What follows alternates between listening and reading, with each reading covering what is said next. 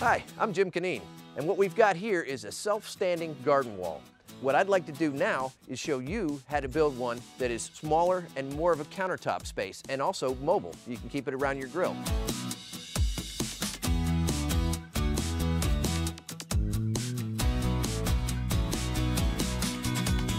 We've got our materials. Step one is the bottom of the wall. Measure this out to the distance we need. So I'm cutting it 57 inches. Measure twice, cut once. Next piece is going to be the two upright sides. They're going to be cut just a little more than 36 inches. Okay, those are our sides. We're going to taper from this end up to here. We're going to want this 6 inches wide here, down to 12 inches wide there. So there's our center line marked there. So we want to go 3 inches from that side in either direction. Now what we need is a straight edge to draw our line going across that. Okay, board's been marked. Now what we're going to do is we're going to rip this.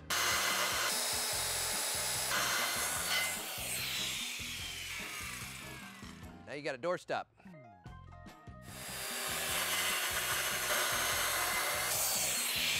So what we want to do is lay this over top of the other one and mark our next cut. So we're making basically a template.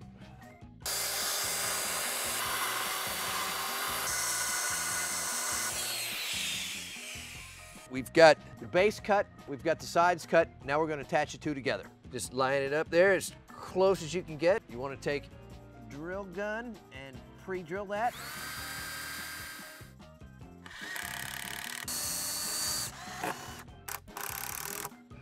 We're going to move on to the other side. Our sides are connected. Next thing we want to do is our support members that come across both ways to keep this from pressing out. So I'm going to pre-drill on both sides. Those holes are through. I'm going to run those through. I want them just to stick out just barely from the inside. And that way, when you put the wood up to it, that little bit of nib that's hanging out there will hold it. Okay, that's that. So we're going to do the same thing on the other side. We've got our distance across the bottom. We want to cut 2 pieces of wood at 57 inches. If we're longer, it's going to push this outward. If we're short, it's going to bring it in. So we want to stay right at 57 inches. Next step is just to set these in here. We've already got the screws poking through just a little bit to help us hold it in place.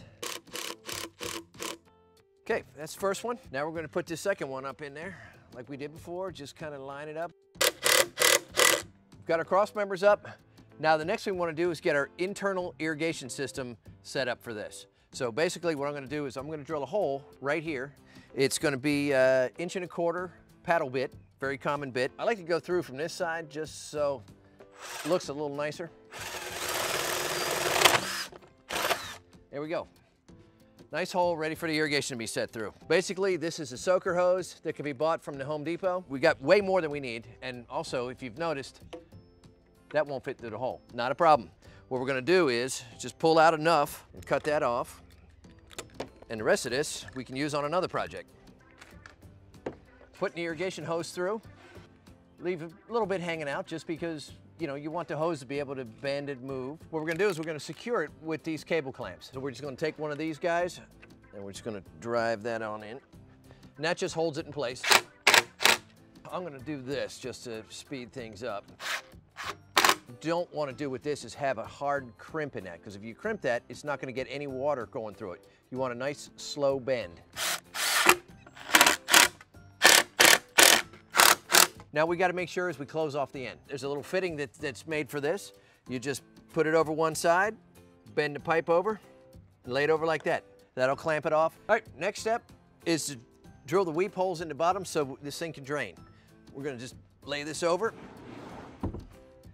and I'm going to take a 1/2 inch speed bit. Okay, there's our weep holes. Our next thing is going to be building the lattice.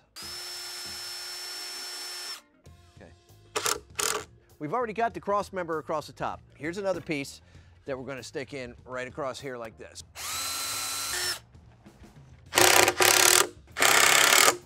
Basically, the infrastructure of this is all finished. So we have to flip this over on its side and get an idea of our spacing for the lattice. Okay, Here we got our filter cloth, weed mat, whatever you want to call it. What we're going to do is just stretch that out, bring it across, and then I'm going to nail it down with my staple gun. The tighter the better. It looks much nicer if it's good and tight. You want to be a little careful on this because this is a thin piece of wood right here. You don't want to lean too heavy on it, wind up breaking it and having to start over.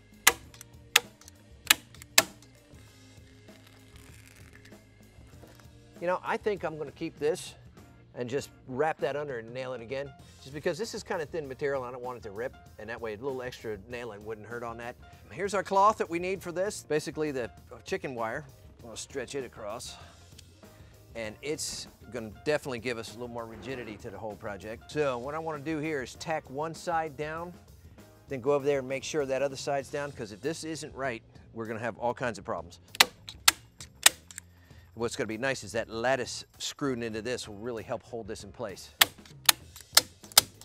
That's on there pretty good, a little trimming, and we are off to the races with that one. Now we've got the one side finished. What I want to do before I button up the other side is make sure that we've got some of this filter material over the holes so we don't have a problem with any of the soil eroding through it. So we just had a little scrap piece, so I'm just going to throw it on there and tack her down. Okay. Now our next step is just do the same thing we did there on the other side, and then we can start laying out the lattice pieces. Now we've got our filter cloth in, we've got our hardware cloth tacked down on top of it, we've laid out our lattice work. So what I'm going to do is come in, tack in the corners, and screw those down. And another little thing that we decided to use on this were these little grommets. The screw goes through it, and you drive this in. It flares out the pressure so you don't wind up splitting your board. There, look at that. Tight as all get out. We'll get our corners good, and then we can mess with the center as we go. That's got our corners tacked down, so what I'm gonna do is just readjust all these and go around and knock this out. This is gonna have several bags of soil in it, and it's gonna be very heavy, and you're gonna want a good quality wheel in order to maneuver this thing around. So we just wanna set them up, basically right in the corners. Get them as far out as you can so this thing will have stability. Then basically just make marks where they need to be, because you want to pre-drill those, because you don't want to fight putting in the lag bolts that hold them. We're using 1/4 inch by 1.5 inch lag bolts. So there we go with that. There's our holes marked. Get a little pilot hole going. Okay, there's our pilot holes. We'll take our first wheel, line it up over top of that. Good idea to throw a washer on it just to disperse some of the pressure. Now they're snug down. We've got the wheels on that, and it's sitting right side up. What we're gonna do now is our last bit of carpentry, which is cut out the center oval that's gonna hold some of the plant material. So I took this, put it here, drew some circles around it, and I'm just gonna connect the dots. Okay, well, we've got it all marked. So now what I need to do is drill a pilot hole in here somewhere. Now the hole's drilled. This is the saw we're gonna use for this.